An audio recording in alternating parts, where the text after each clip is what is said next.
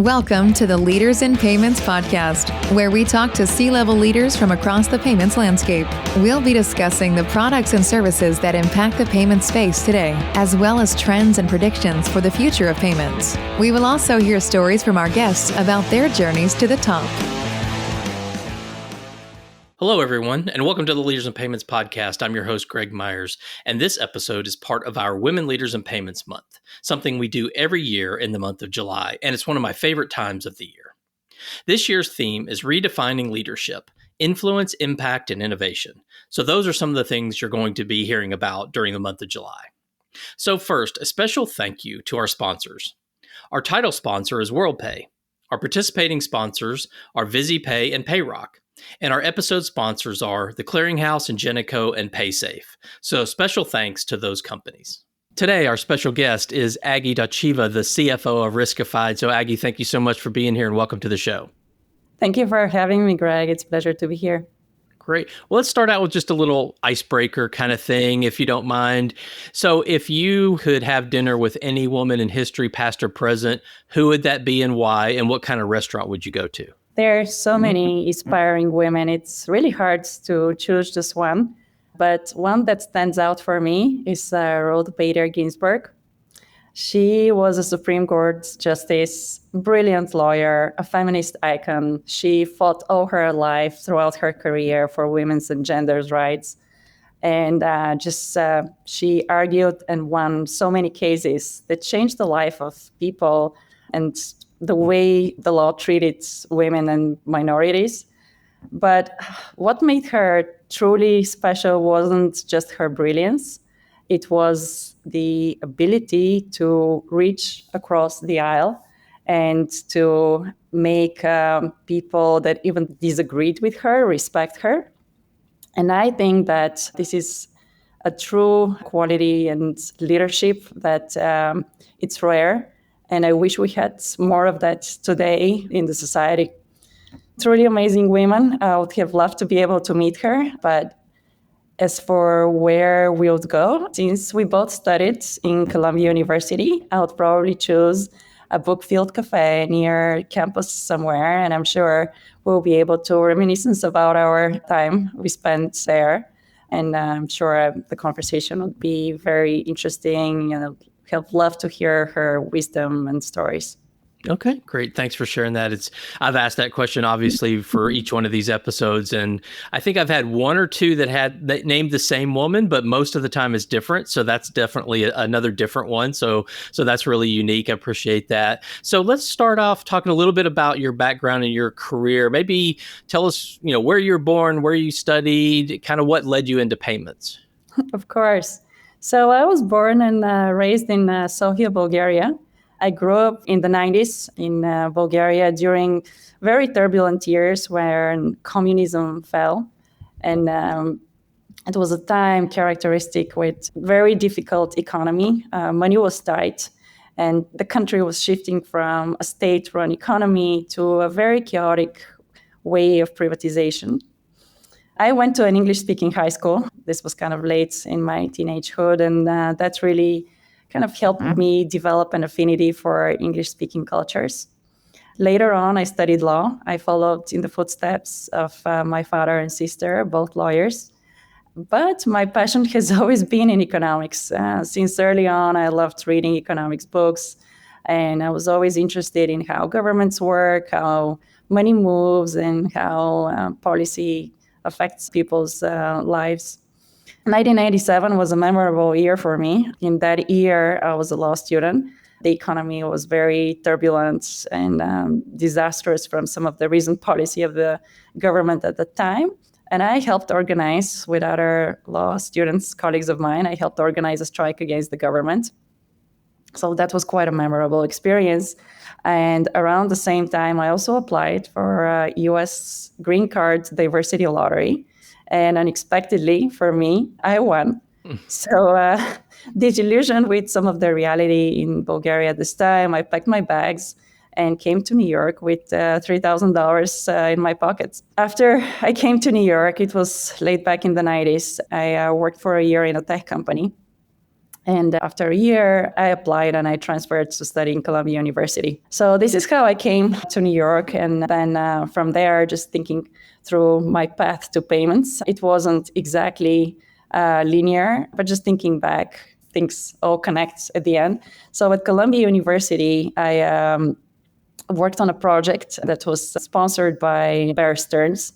It was a fixed income project where we created a historical database for all the bonds that had defaulted in the last century. And it helped me develop expertise, domain expertise in fixed income at the time, which later on helped me apply and get an offer from another investment bank in that capital markets. But the economy, just as I was graduating, the economy deteriorated again. So the job offer got pulled. And I ended up graduating without a job offer. So that was like quite a wrinkle.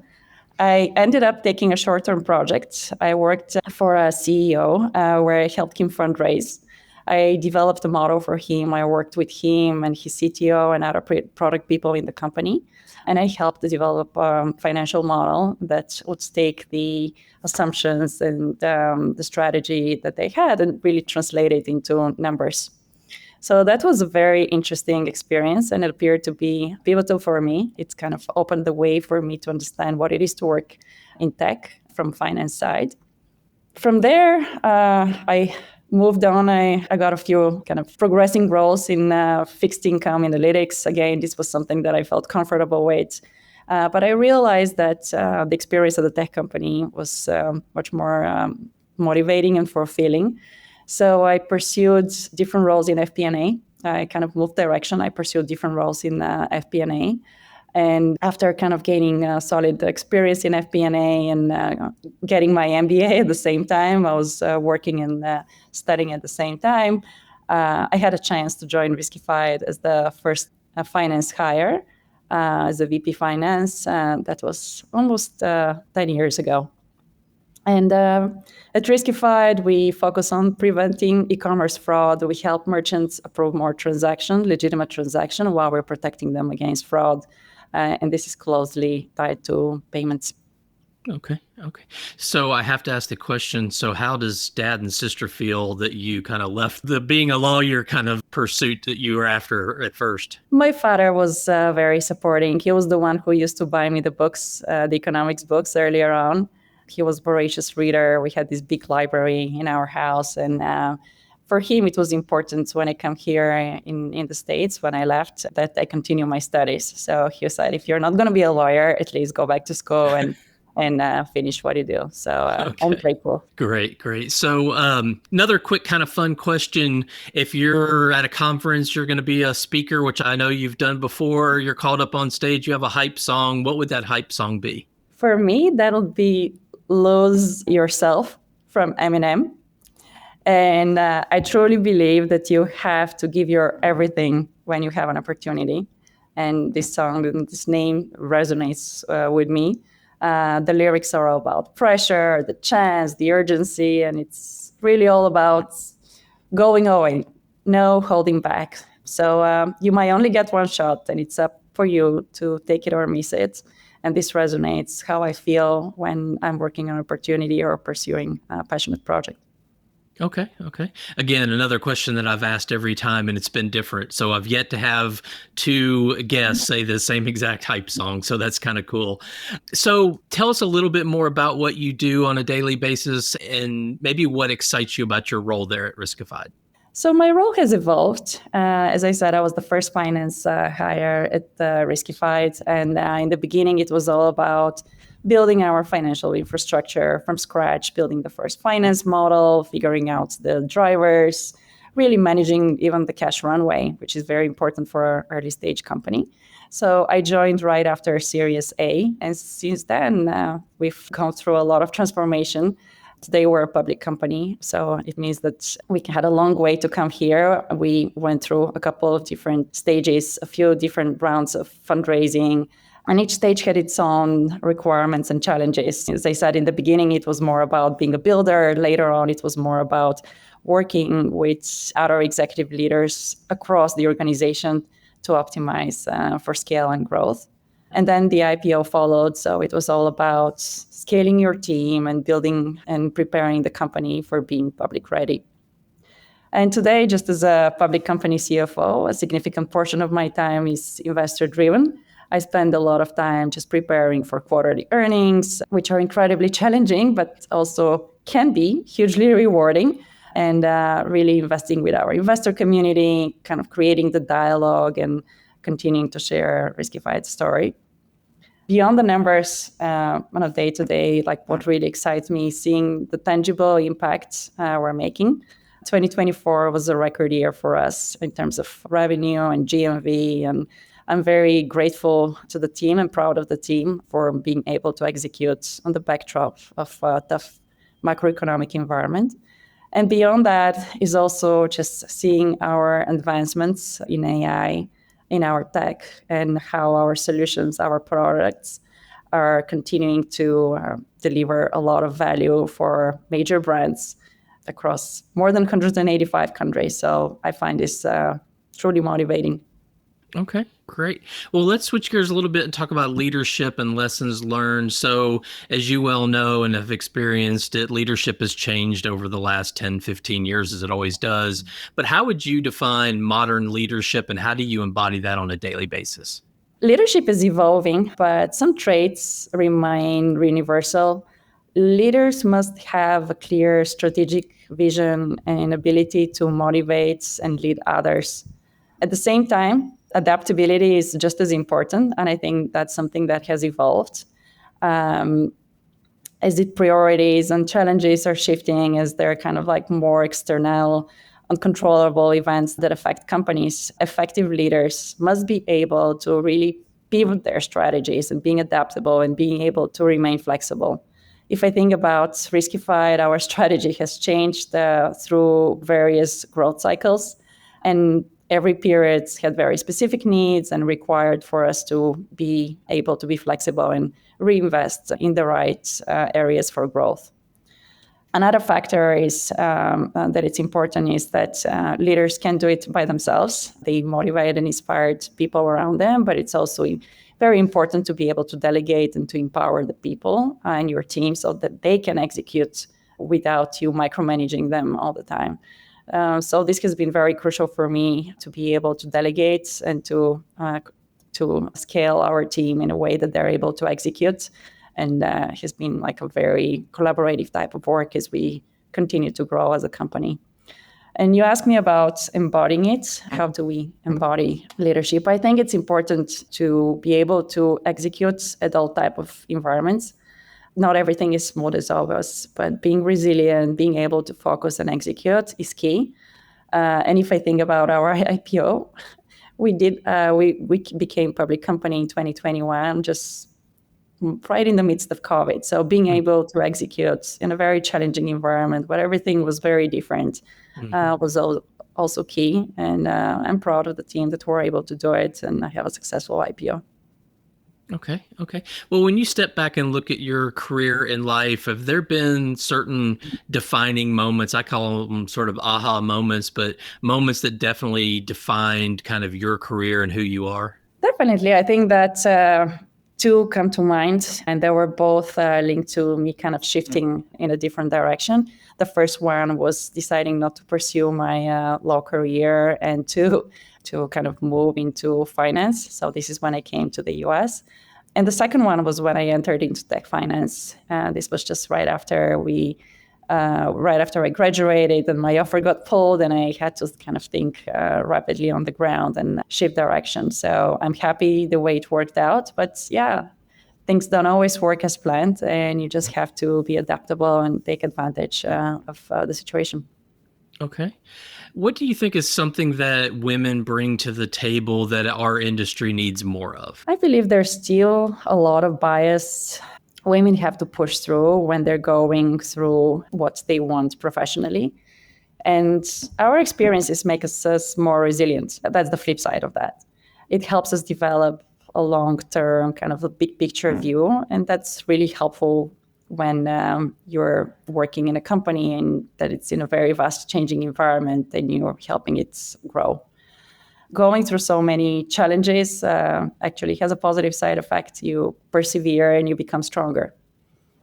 Another important trait for women is, I believe, we have more empathy and we're better collaborators. We can be better collaborators. So this is something that we can bring to the table. And it's especially important when you're solving tough problems and innovative and fintech. Okay. Well, that's a good segue. Let's talk about innovation and impact. So, as you well know, having been in this industry for many years, it's a fast changing. The innovation is always evolving. So, how do you stay innovative as a leader? As a CFO, I make sure we're always putting money behind what really matters, which is our core innovation, our machine learning models, our tech. We're proud to have some of the smartest tech out there. And my role as a CFO is to make sure that it continues to be this way. And part of it is continue to have a flexible financial strategy to make sure that we can tackle new markets and new challenges, new market shifts, but also continue to develop our platform by adding products that resonate with what our customers need and solve a real problem that they face. Okay. Well, what's one kind of change or trend in the industry that you're really keeping a close eye on? When you look at how e-commerce has evolved, it's clear that fraudsters have become more sophisticated. And watching closely how, as fraud kind of evolves, it's also kind of extending beyond the checkout, so every touch point across the entire customer journey. So for us, it's important to continue to innovate, continue to be as accurate as possible, and to provide more value for our customers. And another key trend is the industry's focus on increasing legitimate authorization rates and reducing false declines. If you think about it, billions are lost there. And our products, especially our newest product, Adaptive Checkout, directly addresses this. And we are focused on ensuring that more legitimate transactions are approved. Okay. I would assume one of your biggest challenges as a company is keeping up with AI and how the fraudsters are using AI in a unfortunately negative way to try to steal money from people, whether that's, fraud on transactions or other kind of cyber crimes. But it just seems like as much as we want to use AI as positive, there are people out there that are using it for a negative reason as well. Absolutely. There are so many different ways that AI is helping me being a good and efficient in what I do to every day. But I can imagine fraudsters are just as becoming just as efficient as well. And if you think about some of the AI agent shopping that you can do, it just poses so many different challenges that we'll have to tackle as we continue to work with our customers and approve more transactions. Okay. Well, how do you think women leaders can influence the future direction of payments in fintech? I think that as new technologies are developed and women can help and emphasize responsible innovation, especially with everything becoming more AI prevalent. And there's a lot of conversation today about that. But I believe that technology should be developed with fairness, with consumer protection in mind as core principles. And women can definitely help in that area. Okay. Let's talk about mentorship and impact. So have you, over your career, had female mentors or even male mentors? And what has that meant to you and how they kind of help shape your career? That's an interesting question. I haven't had a traditional mentor in a way, but at the same time, there's so many people throughout that have helped me in so many different ways. Probably the first one was the professor at Columbia University back in the day when I was a college student that kind of helped me think through some of the career opportunities that were in front of me. He was in fixed income analytics and he was kind of helping me, pushing me in that way. It appeared that my heart was somewhere else, but that's how you may have many influences around you. But at the end of the day, it's important to really think through what resonates with you and to pursue your own dreams. If I think of other mentors that have affected me, I'm inspired by strong, resilient women who can help not just execute, but also kind of shape strategy in the company that they work for. And if I think of one such example, this is Sarah Fryer. She was previously the CFO at Square. And I remember this is like when I was just starting as a CFO. She was definitely a role model to look up to. And partly what kind of was inspiring about her is that she wasn't just the CFO, but she was also influencing product, growth, culture. She was seen as one of these rare CFO that can actually walk the line and become a CEO one day. And that is a prediction that became true when she became CEO of Nextdoor. Yeah, and I think, we've had this discussion in several of these episodes, and it seems like, the days, and maybe this is part of just the evolving leadership, but the days of old of having these structured mentorship programs where you as an employee are assigned to a person and you have this agenda and you meet once a month. And it seems like sort of that mentorship is kind of faded to where it's more kind of like how you described it. These people have influenced you, even though it's not like this formal mentorship type program. So just interested on your thoughts on that. I completely agree. As I said in the beginning, you can have many people around you that can mentor you because they've just kind of succeeded in what they do, but it doesn't necessarily mean that that's your path. So I feel that, especially in today's, digital age, when there's so many resources available out there, it is important for everybody to continue to educate themselves, to kind of truly understand what resonates with them, and to look at different opportunities and not to follow necessarily just one mentor, because it's hard to find that somebody has just exactly walked this path that you're going to go through. Right.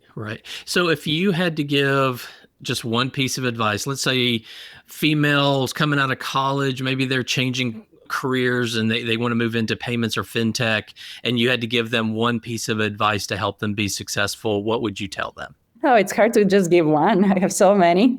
Well, I would say, I think, don't be a numbers person or just a numbers person. I think for me, when I came out of college, it was all about building the right model and getting to something very precise. But I realized that what really matters is that you need to dig in and understand the business inside out. And that's how you become truly strategic leader. The other one is probably also to adopt a learning mindset. You can learn a lot in school, and schools are great. But I believe that that's just not enough. And real growth comes from curiosity, from self-direction, from being able to kind of pursue the knowledge and being constantly on top of the most updated trends. Okay. So one final kind of fun question. So when you look at your phone, what is the most popular non-business app that you use, and what does that say about you? I would say for me, this is probably Audible and Spotify. I do listen to a lot of podcasts. I love reading books. I don't have a lot of time. I'm always on the go. So just listening through Spotify or Audible helps me keep up to date. I listen to them when I'm walking to work, when I'm going to the gym, when I'm in the backyard doing some gardening, or when I'm just cooking. And I feel more productive doing that. Okay, great. Well, this has been a great episode. I really appreciate it. And just want to kind of open the floor, see if there's any final thoughts, anything else you wanted to discuss before we wrap up the show. Actually, one more piece of advice comes to mind. I think that it's important to view challenges as opportunities. One of the best experiences of learning is when things get tough and you truly understand what you're capable of. So I've had this experience many times in my life when situation is difficult, and looking back, it is probably one of the more valuable experiences out there. So in a simple words, when life gives you lemons, make lemonade, stay up to the challenges and go with them. Okay, great. I think that's a great way to close out the show. So Aggie, thank you so much for being on the show. I know your time is very valuable. So again, thank you so much for being here today. Thank you for having me, Greg. It was a pleasure. Great. And to all you listeners out there, I thank you for your time as well. And until the next story. Thank you for joining us this week on the Leaders in Payments podcast. Make sure you visit our website at leadersinpayments.com, where you can subscribe to the show and where you'll find our show notes. If you enjoyed listening, please share on your social channels as well.